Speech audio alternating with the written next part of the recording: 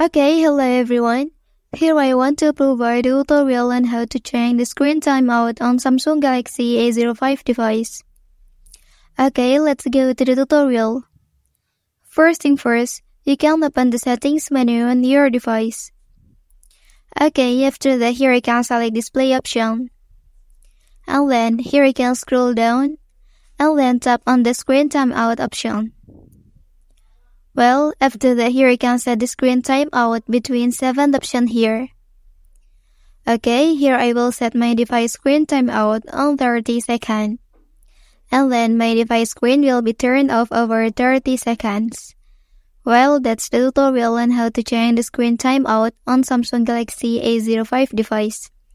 If you are helped by this video, don't forget to like and subscribe to get other information from this channel. Thank you.